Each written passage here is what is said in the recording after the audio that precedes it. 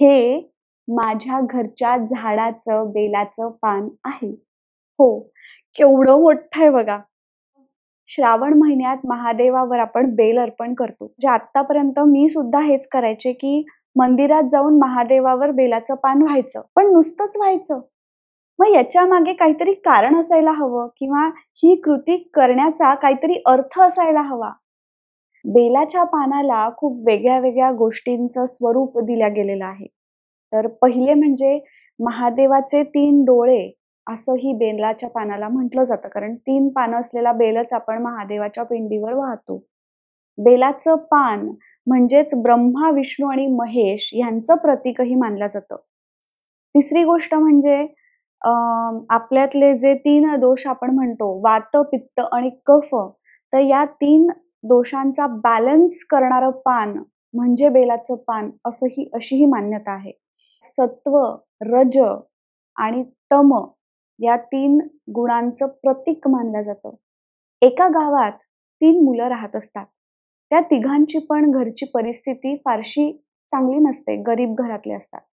मग ते विचार करतात की आपण शहरात जाऊ, पैसा कमवू आणि त्याच करता उन्हाळ्याच्या दिवसांमध्ये दुपारच्या रणरणत्या उन्हात ते शहराची वाट पकडतात. जाता जाता त्यांना एक जंगल लागतं. त्या जंगलात ते एका झाडाखाली विश्रांती करता थांबतात. तिथेच बाजूला त्यातल्या एका मित्राला एक मोठं सुंदर आंब्याचं हिरवंगार झाड दिसतं, ज्याच्यावर खूप सारे आंबे लागलेले असतात. ते झाड पाहून त्या तिघांनाही आनंद होतो, कारण तिघांनाही भूक आणि तहान लागलेली असते. पहिला मित्र त्या झाडाजवळ जातो आणि त्या झाडाचं निरीक्षण करतो, सगळे आंबे बघतो आणि बरोबर काही आंबे खाली पाडून ते आंबे खातो. ते खूप मधुर असतात, गोड असतात. त्याने त्याची भूकही भागते, तहानही जाते. त्याचे आंबे खाऊन झाल्यानंतर थोड्या दूरवर त्याला एक रिकामी जागा दिसते. मग तो तिथे जाऊन त्या बिया पुरतो की ह्या बियांमधनं एक नवीन झाड उगवेल आणि त्याची फळं मिळावीत, त्याची छाया मिळावी. जो दुसरा मित्र असतो तो जातो आंब्याच्या झाडाजवळ. तो बघतो झाडाला, काही आंबे पाडतो, ते खातो. त्याला ते आंबे आवडतात. मग तो विचार करतो की अरे वा, या झाडाला तर खूप आंबे लागलेत आणि आपण शहरातही जातोय. मग आपण एक काम करू, या झाडावरचे जितके शक्य असतील ते सगळे आंबे तोडू आणि आपल्यासोबत शहरात विकायला घेऊन जाऊ. म्हणजे काय, तर मला पैसा कमवायला मिळेल. आता तिसरा मित्र तो त्या झाडाजवळ जातो, वरती बघतो, असंच कोणते तरी रॅन्डम 3-4 आंबे खाली पाडतो आणि ते खातो.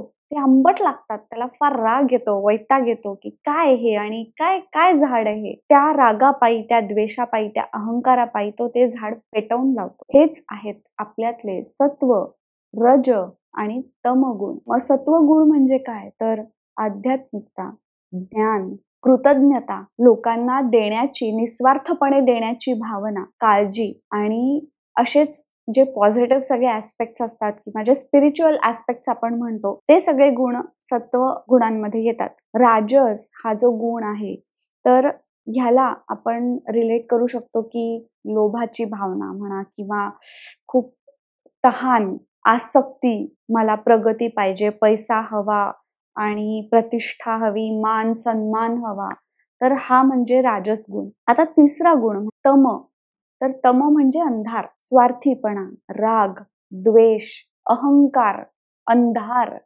अज्ञान या सगळ्यांचा प्रतीक म्हणजे तमगुण. ही भावना मनात ठेवूनच बेलपान व्हा की आपल्यातला सात्विक गुण वाढावा, राजसिक बॅलन्स्ड राहावा आणि तमगुण नाहीसा किंवा कमीत कमी राहावा. भेटूया पुढच्या व्हिडिओमध्ये.